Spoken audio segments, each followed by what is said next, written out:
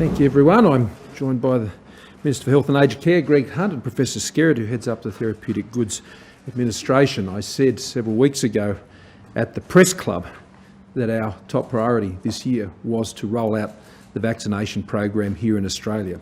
This is an enormous exercise.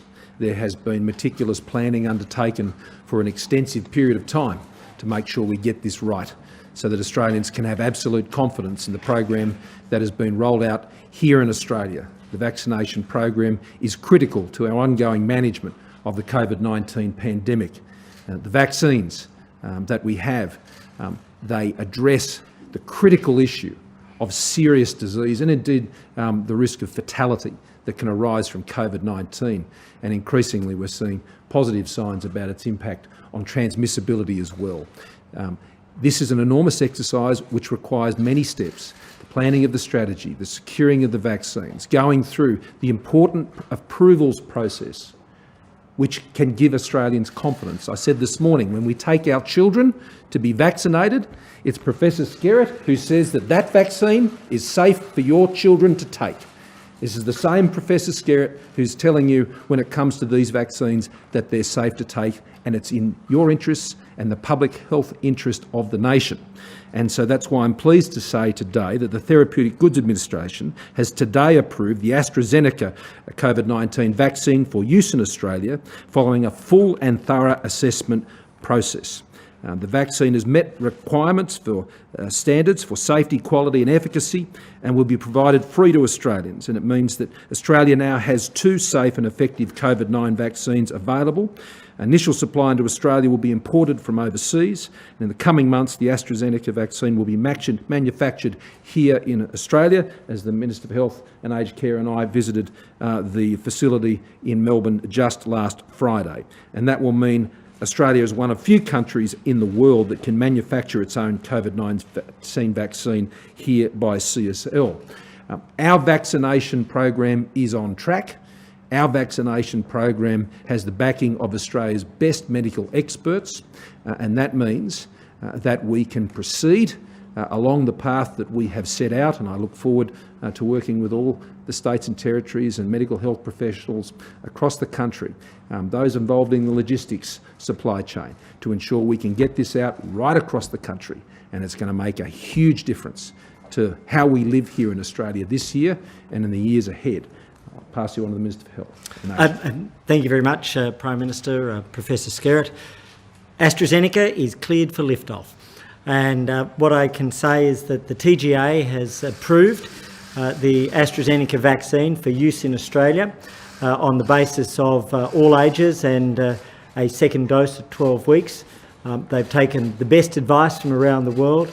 They've also had the opportunity to examine the advice and real-world evidence gathered from the emergency use provisions in other countries. In particular, the Lancet journal said very recently in an article published on the 3rd of February 2021, COVID-19 vaccine AstraZeneca confirms 100% protection against severe disease, hospitalisation and death in the primary analysis of phase 3 trials. That's the Lancet. And then overnight, the World Health Organization, in its statement for authorisation of use, noted that the AstraZeneca vaccine was shown in clinical trials to be safe and effective in preventing symptomatic COVID-19 with no severe cases and no hospitalisations more than 14 days after the second dose. Now, the world will obviously continue to gather evidence on safety and efficacy, but from the Lancet journal, from the clinical trials, from the World Health Organization, the strongest possible advice. Our Australian officials have taken advice from the United Kingdom. What that means is that the vaccine rollout is on track. Yesterday we mentioned the Pfizer vaccine. I can confirm today that we are expecting at least 240 aged care facilities to be included in the vaccine program next week. And that's a very important step forward in protecting our older Australians. The AstraZeneca vaccine, on current advice, we hope and expect that it should be able to commence, subject to shipping confirmation, which we can now proceed to, in early March, if not earlier. And then, of course, we moved to an increase in total numbers with the CSL Australian-made AstraZeneca vaccine due, subject to TGA approval, to commence in late March at 1 million doses per week to be made available. So that program will help keep Australians safe. And then finally, I would note that around Australia we have seen 2 new cases of community transmission, both within Victoria, both already on the advice I have within isolation, 7 states and territories with 0 cases, and a total of 55,000 tests around the country at a time when we know that there were 374,000 cases and 8,200 lives lost, sadly, around the world. So our containment is strong, but we always have to remain vigilant. The vaccine rollout is on track, and today's another important milestone. I particularly, John, before asking you to speak, want to thank you, all of the team at the TGA that have worked extraordinary hours to tick every box, to assess everything, to make sure that safety is the number one priority. They and our medical professionals and all of the companies involved have worked literally around the clock for a long, long period. Thank you. Oh, thank you, Prime Minister and Minister, for supporting the work and the announcement. So this is the second vaccine that we have approved for COVID-19. We're also the second, only the second regulator in the world after the European Medicines Agency, with whom we work very closely. We have a preferential, long-standing collaborative relationship, and it's been strengthened under COVID times. But we're the second major regulator to have actually done a full conditional approval of a vaccine. There's a number of other countries, such as the UK, you're familiar with, Brazil and so forth, who have authorised this vaccine in emergency authorisation. And as the Minister said, just overnight, the World Health Organization confirmed its support for an emergency use listing for this vaccine. They also confirmed a couple of things that I want to tackle head on, because I know that they've been the subject of some discussion, both in the medical fraternity and in the media. The first relates to age, and our approval for this vaccine does not have an upper age limit, while the data for this vaccine in older groups is limited. And that goes back to the original design of the trials, where AstraZeneca targeted their initial trials towards healthcare workers who obviously are generally of working age and usually under 65, and only included older people later on. But our analysis of the data gives us no reason to suspect that the vaccine would not be fully efficacious in older groups. Secondly, the experience in the UK in the rollout, and we've got to remember that they have been vaccinating with the AstraZeneca vaccine now for more than a month. And their experience is also of very good results obtained with both of the major vaccines in older groups. And of course, their rollout has been targeted not only towards frontline health workers, but also towards those in what the British call care homes. So there's real world evidence of the vaccine going well in older groups. And also there's evidence from blood tests looking at the response of the immune system to these vaccines, which again shows a strong immune response in people over 60, people over 65 and so forth. Yes, more data on a lot of things will emerge as months and weeks and years go by, including the duration, how long these vaccines actually provide protection for. But on the balance of the evidence, we have no reason, and we felt there was no reason to limit its use to particular age groups. The second thing I want to tackle head on is efficacy, because a lot has been said about this vaccine. And as the Minister said, a recent study just published a couple of weeks ago in Lancet, one of the world's top medical journals, showed from a more detailed analysis of trials, because as time goes on, you have more people who may or may not get COVID from these trials, more people whose data can be assessed for safety and performance of these vaccines. and it showed 100% efficacy against severe disease, illness and death. More importantly, it showed that when there was a 12-week interval between doses, and this is what ATAGI, the advisory group, has recommended, but there's 82% at least protection from those groups. And what's important with that 12-week interval is it seems that if you leave it more and more weeks, that you do get greater protection. And frankly, there's not a difference when you go into the real world between whether something's 82% or 90%. So I would emphasise that a lot of this discussion of numbers is not particularly relevant. What's important is to get vaccines into people's arms. And the AstraZeneca gives us a vaccine that can be used not only in major facilities, but also in primary care through GPs and potentially through pharmacy practices. And having a vaccine that's accessible in a country as wide and brown as ours is absolutely important. All this information has now been published, and if you do go to the TGA website as well as the main health department website, you'll see that information.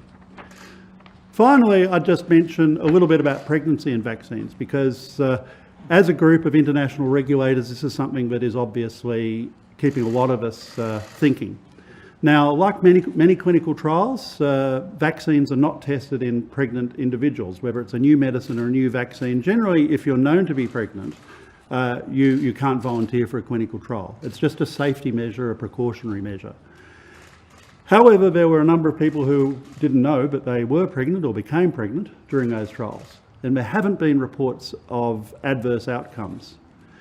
The other thing that regulators worldwide are doing is recognising that, especially in countries like the UK, especially in the US and in Europe, some of those hospitals cannot afford to take their pregnant nurses and doctors off the front line when we're in a crisis situation with the sheer number of cases. And so many of those people have exercised personal choice by being vaccinated, and they're being closely followed in a register.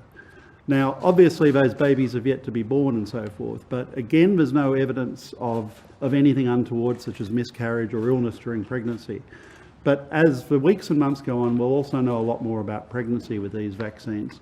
The aim, of course, is as time goes on, we'll know more about the vaccines in all the groups in the community, including children.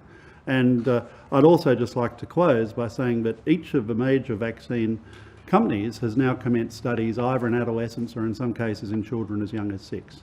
Thanks very much. Well, thank you, Professor Skerritt, and thank you again to you and everyone at the TGA for the extraordinary job they've done for their country over these many, many months.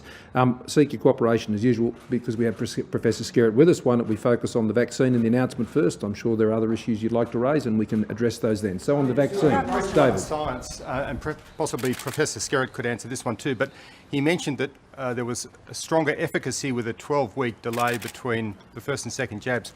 I thought we were heading towards a rollout that was a 3-week gap.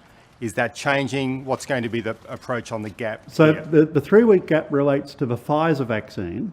The recommendation on the gap for the AstraZeneca vaccine is 12 weeks, and that will obviously add complication to the logistics. And this is something that the rollout team, part of our same Department of Health, that we've been meeting just today. Brendan Murphy and I and the others met to discuss that today.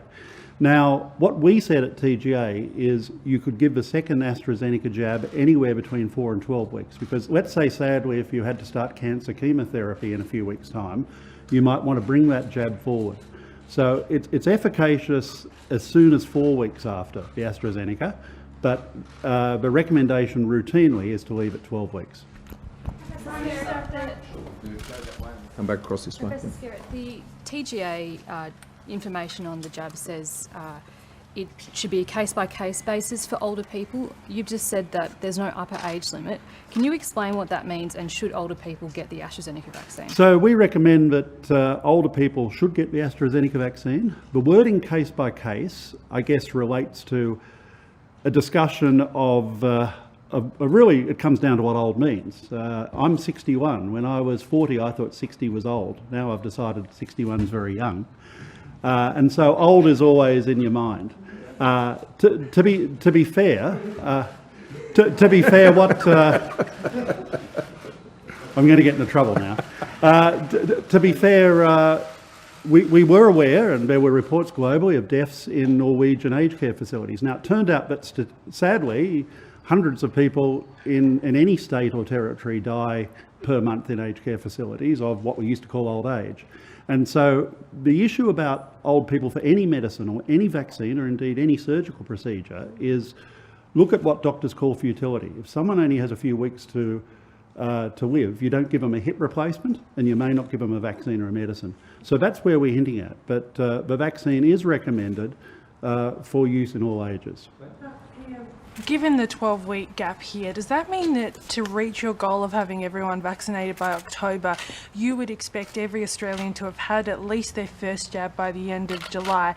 And if I may, Professor Skerritt, how does that gap interact with people getting the flu vaccine? Do they have to wait till they've had both doses, or could they get it in the middle? I'll let Professor Skerritt deal with the second question, and then Greg can deal with that one. I'll talk with respect to the flu vaccine. Again, this is an issue which has occupied the minds of regulators worldwide. Because we're wanting to identify whether there are particular adverse events related to the COVID vaccines or the flu vaccines for that matter, if you give both of them together, you don't know which one may have caused the problem. Not that we're seeing significant problems. There's well-known issues such as headache, temperature, sore arm and so forth, but nothing that seems to be really very serious. And so at the moment, it's recommended that you have your shots 14 days or so apart. So if, for example, you're in a, phase 1A group, if you're, say, a frontline quarantine worker or whatever, and you have your shot in the next couple of weeks, we'd recommend them to wait a couple of weeks till they have their flu shot. But they don't have to wait till the end of 12 weeks or the end of both shots to have their flu shot. Just in terms of the timing, what it means is that more Australians will have more vaccines earlier. That's a happy byproduct of the decision. It also means that we are absolutely on track, so every Australian who seeks to have the vaccine will be in a position to have had at least the first dose. We'll look at what it means with regards to the second dose, but frankly it's very, very good news. It means higher efficacy, it means more Australians earlier, and it means a position where every Australian who seeks to have it will undoubtedly have had their first dose. We'll now remodel what it means in terms of the tail, but I would say it doesn't mean we're on track, it means we're ahead of schedule for where we intended to be. One here and then we'll come over Can the only side. deal with 12 weeks. Sorry, just on the AstraZeneca vaccine for over 65s, are you breaking away from precedent in terms of the lack of data? Would this have been approved if we weren't in a pandemic?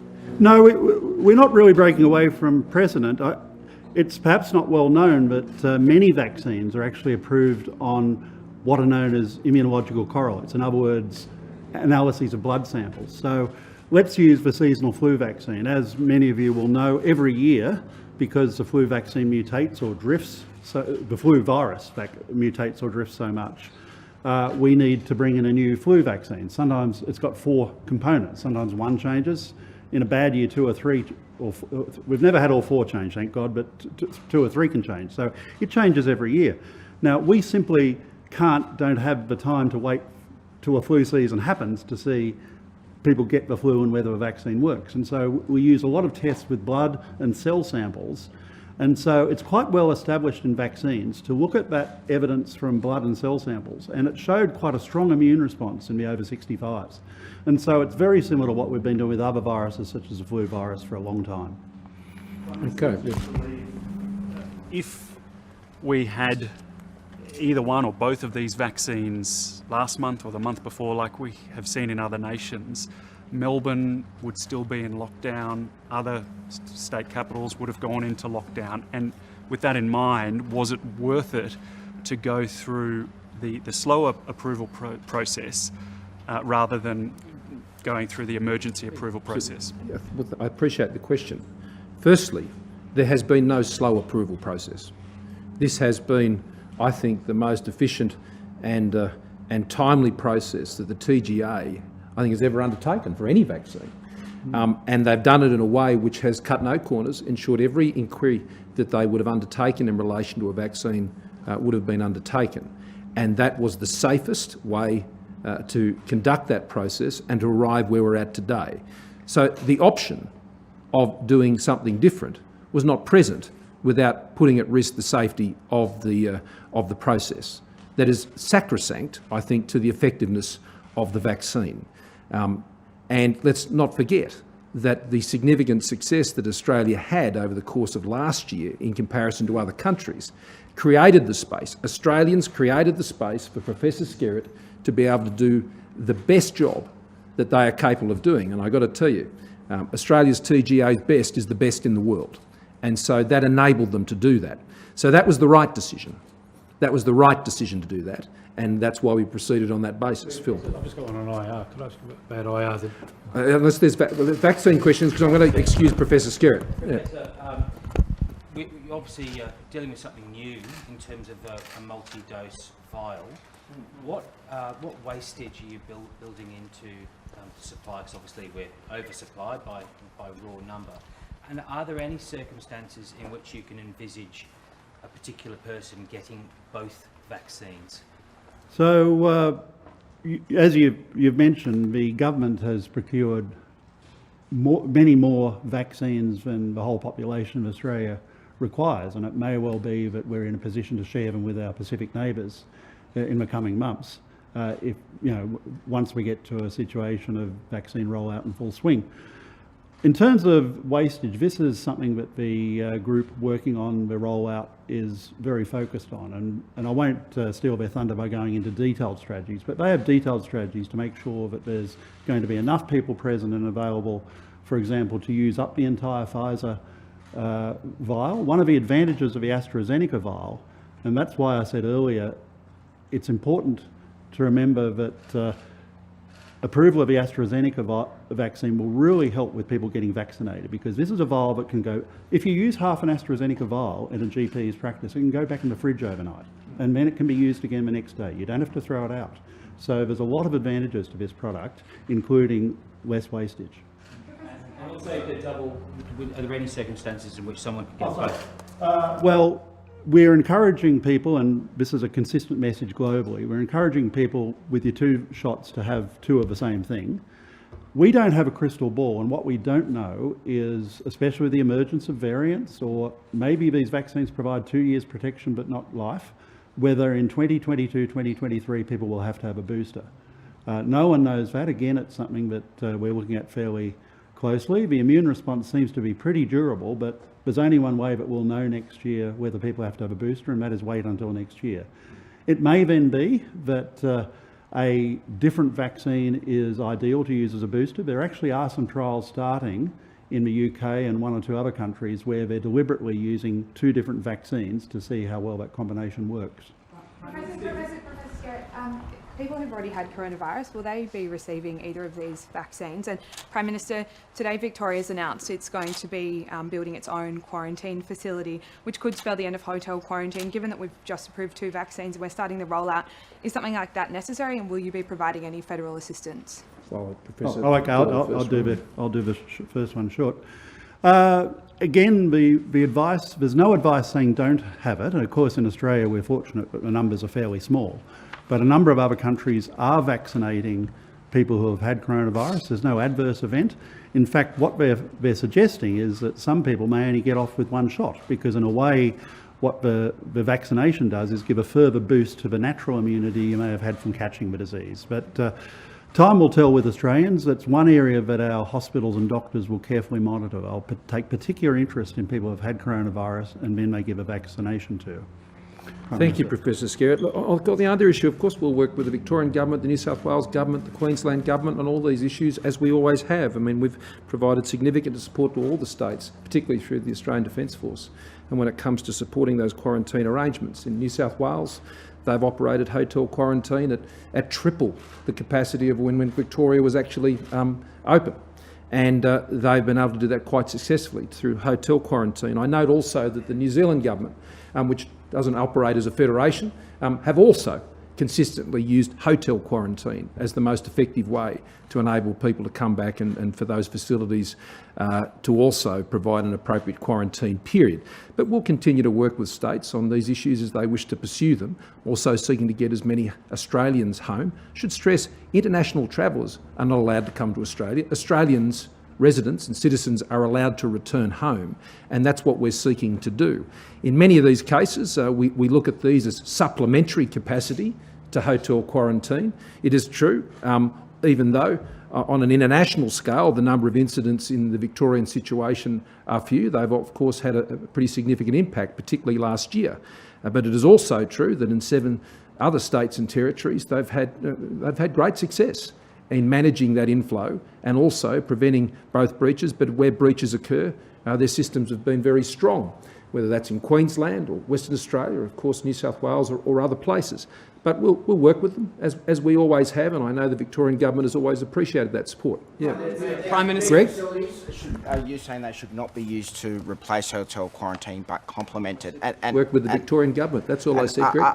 Are you concerned that Victoria, through this announcement today and through the language of Dan Andrews over the past week, that he is shifting away from a preference for hotel quarantine? Well, that's just not clear yet based on the information that's in front of us. But, the objective, the task doesn't change. Our focus as a government is, of course, on delivering the $6.5 billion vaccine program, and that's where the Commonwealth has been putting in our effort around these issues, and we've worked with the states on the many other issues. So 2021 can prove to be a far more open year than 2020 was. Prime Minister, you said this morning that I'm not happy about this being brought to my attention about the Brittany Higgins issues, which I'm happy to do, but I don't think we need to detain Professor Skerritt for that. But Chris, did you have one more for Professor Skerritt? Travel, as you roll out this vaccine and people are vaccinated, are you going to change your disposition towards Australians travelling overseas and returning who have been vaccinated? Not clear yet. And we have to wait on the evidence for that and the success of the vaccine and what that means in terms of transmissibility and other issues. That obviously we don't rule that out, but those decisions will be guided by the medical advice when they're ultimately taken. But I look forward to that day. So we're going to move away from those issues. Professor Skerritt, thank you to you and all your team. Doing a great job. Thank you very much. Prime Minister, you said I'm not happy about the fact that the Brittany Higgins matter was not brought to my attention, and I can assure you people know that. Amongst those people, I assume, is Defence Minister Linda Reynolds. Are people from your office have they also been spoken to you with disquiet about this? People know. People know, and they should know. And these are issues that I would hope would come to my attention, and that is one of the many things that I've asked the Deputy Secretary of the PM&C to look at as we work through the issues that have to be worked through, and we want to make sure that those systems are up to the standard that I would expect. I've answered the question, Andrew. Thanks. Andrew's question, though, Prime Minister, Brittany Higgins says there were 3 very senior people in your office who knew about this alleged rape within days of it occurring, and you found out almost 2 years later. These are people you talk to on a daily basis. Why did they not tell you? Were they protecting you? What was the reason for you not being informed? Well, in terms of 3 people, I should stress that the Chief of Staff of the Minister's office at the time was not in the Prime Minister's office. They came and worked in the Prime Minister's office at a later time. So they were not there working directly to me or to Dr Kunkel in my office. Well, there is, I should stress that in relation to my principal private secretary, there is nothing that has been put in front of me, nothing, including phone records or anything else that suggests that indeed was the case. So there was an issue of a security breach which was dealt with at the time, and the alleged perpetrator was sacked, removed, quite swiftly over the security breach. In terms of the allegation of a sexual assault, that was not in front, I'm advised, of my office at that time. And so that matter came later and was being dealt with within the Minister's office, and on an anonymous basis, ultimately. And so that matter was not at that point brought to our attention, because the matter then didn't proceed to a police investigation, and that's why today I've expressed my concern about how these matters didn't progress to a police investigation, because that would always be my wish, that should that be what the Brittany wanted. You didn't get to express that wish. They didn't tell you. Were they protecting? Well, I know that Minister Reynolds expressed that wish directly, and that it was her wish that this matter be taken forward for investigation, but ultimately, that was a choice made at the time. Why didn't the Minister tell you, Prime Minister? Well, I understand Minister Reynolds will say something further about this, but I understand there was a judgment made about the balance of protecting Brittany's privacy at the time. And a judgment was made on that basis. Now, that judgment can certainly be commentated upon. It can certainly be judged. But that was my understanding of what occurred at that time.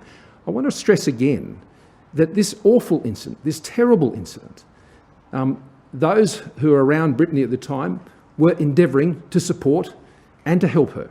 Now, as I said this morning, over the passage of time, clearly that was not effective.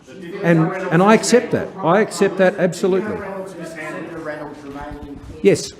Prime Minister, picking up what you said about phone records then, do you not believe, Brittany, that she was contacted by a senior person in your office to be checked in on in the wake of similar reporting? But why would someone from your office check in with her following the reporting on Four Corners around that issue if it wasn't because they were aware of it being beyond a security issue? The point I'm making to you is that is not the recollection or the records of my staff on that matter. It's just not. So I can't really speak more to it than that. I understand that over time, particularly in situations like this, that information can become confused over time about who makes contact and things like that. I accept that. So I make no judgments about that. In fact, one of the things that have concerned me most about this issue is that clearly the trauma that built up over a period of time well after the incident itself as well. And I think that's one of the key things I want to hear from the Deputy Secretary about how we can ensure that support is immediate, effective and ongoing. Because on those three tests, particularly the latter one, clearly that support wasn't provided in a way that supported Brittany. As I said, that's something I would expect for my daughter, and I should have no lesser expectations for Brittany. And that's why I've taken the actions that I have today. But was she mistaken in her recount, though? Was she mistaken in her recount that she's made? I can't comment on it because I wasn't a party to either of the conversations. God forbid something like this was to happen again, how quickly would you expect to be told if one of your ministers was aware, and who would you expect to be told by? Well, there are 2 points there. The first one is, and this is what I've referred to the Deputy Secretary, and I flagged this, that in cases like this, there is an argument for a mandatory advice to the relevant department, which in this case would be the Department of Finance. But I just add a note of caution on this, that I would not want to have anything done in this process that in any way might create a triggered action that might lead to someone like Brittany in this circumstance not wanting to proceed.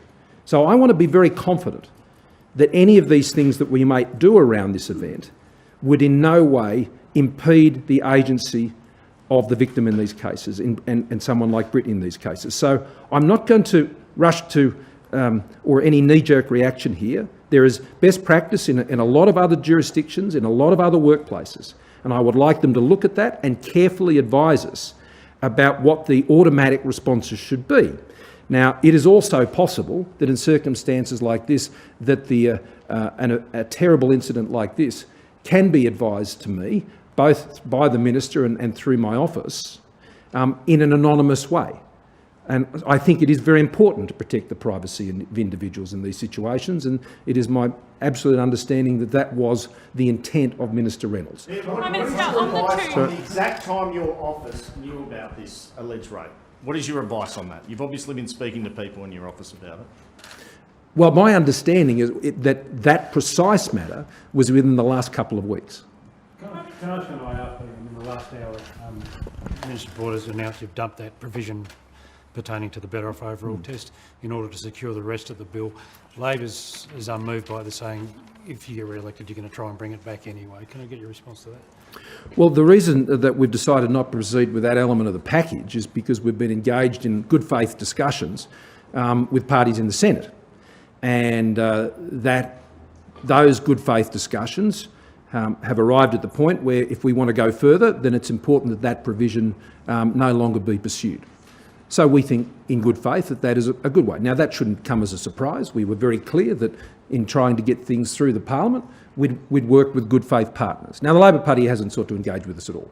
We got more engagement out of the union movement than we got out of the Labor Party.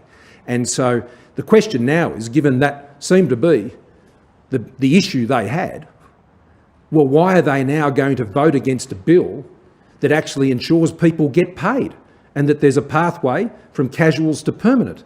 I mean, is Labor going to drop the politics now and get on with it so we can get people back into jobs? Or are they going to cling on to this as a way of continuing to engage in a political debate here in Canberra? It's really a matter for them. But once we go through this package, then that's the package that we'll put, and that's the package that we will legislate. I've always been very clear that we're seeking to get things done here. Where things can't get done and the Parliament doesn't support things, then why would we put people through that process? You've announced this morning, the one by the Deputy Secretary and the one being from Celia Hammond. Yep. What's your time frame for those reviews, and will you commit to making the findings of them public?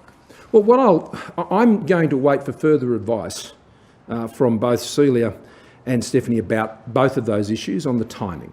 I mean, this is new. I want them to consider what they need to do, how long it would take for them to do that job thoroughly. And so I'll wait further advice on both of those questions to come from both of them as we work through the process of having this set up and established. Today in the party room, I had a fair bit to say about this issue with my colleagues and the responsibility on all of us. But as I said at my earlier press conference today, it's just not on the government members of Parliament to ensure that it's the right environment here in this place. It's incumbent on all members of Parliament in this place. They're all employers, and frankly, everybody who holds a position of authority in this building. Whether they're running a news agency, they're running the Prime Minister's office, or they're running an MP's office, we all who work in this building have an obligation to try and make it as safe as possible for everyone who works here. Ask Minister Hunt on vaccine. Oh, yeah. I'm going to have to call it then after that one because question time. Jacinda Ardern is not very happy with you and your government for the stripping of citizenship of someone who went overseas, potentially to be recruited by ISIS. Can you give us the background to that, and what assurances are you going to give Jacinda Ardern that what Australia did is in New Zealand's interests as well as its own? Well, my job is Australia's interests. That's my job. And it's my job as the Australian Prime Minister to put Australia's national security interests first. I think all Australians would agree with that. Now, the legislation that was passed through our Parliament automatically cancels the citizenship of a dual citizen where they've been engaged in terrorist activities of this nature. And that happens automatically. And that has been a known part of Australia's law for some time. Now, I understand that the New Zealand government has some issues with that. And I understand that, and the Prime Minister and I are scheduled to speak later today. We speak quite frequently. This is an issue we've discussed before. So I'll leave how we practically deal with those issues to our discussion later today, and I'm sure the many others that we'll have. There is still a lot more unknown about this case and where it sits and where it may go to next. And so I think that will also be a subject of our discussions. But Australia's interest here is that we do not want to see terrorists who fought with terrorism organisations enjoying privileges of citizenship, which I think they forfeit the second they gauge as an enemy of our country. And I think Australians would agree with that. Thanks all very much.